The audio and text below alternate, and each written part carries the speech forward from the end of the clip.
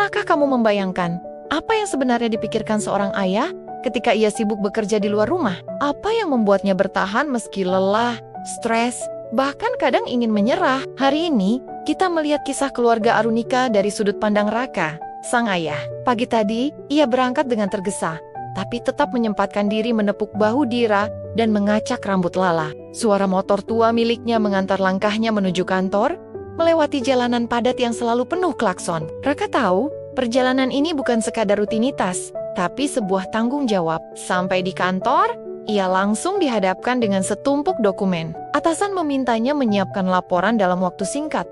Sementara rekan kerja lain saling berebut perhatian bos. Roka menandok, berusaha fokus. Meski dalam hati, ia merasa tersisih. Kalau bukan untuk Mira dan anak-anak, mungkin aku sudah menyerah.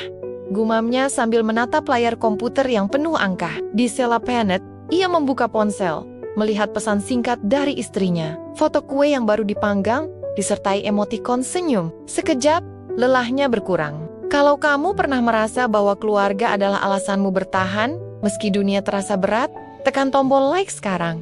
Dukungan kecilmu berarti banyak untuk cerita-cerita seperti ini. Waktu berlalu, rapat demi rapat membuat Raka semakin penat. Ada momen ketika ia ditegur keras karena laporan salah ketik. Ia hanya mengangguk, menahan perasaan, dan berkata dalam hati, "Tidak apa-apa." Aku pulang untuk orang-orang yang menungguku.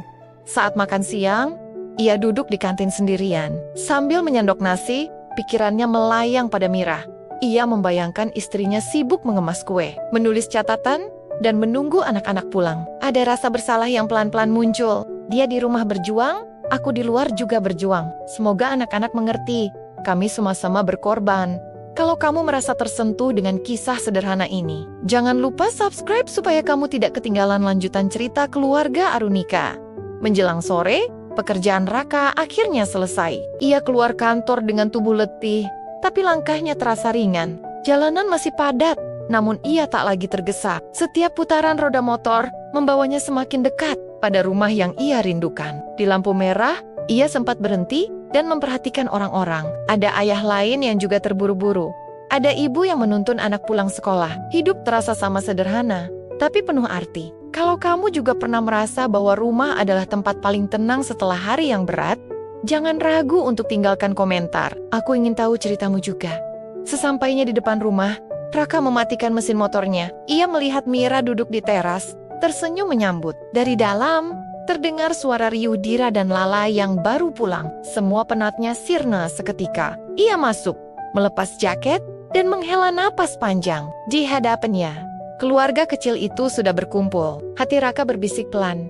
Tak peduli seberapa berat dunia di luar sana, pulang ke rumah selalu jadi alasan untuk bertahan. Kalau kamu ingin tahu bagaimana riuh sore di keluarga Arunika setelah semuanya berkumpul, jangan lupa like dan subscribe. Cerita sederhana ini akan terus berlanjut, karena setiap hari punya kisahnya sendiri.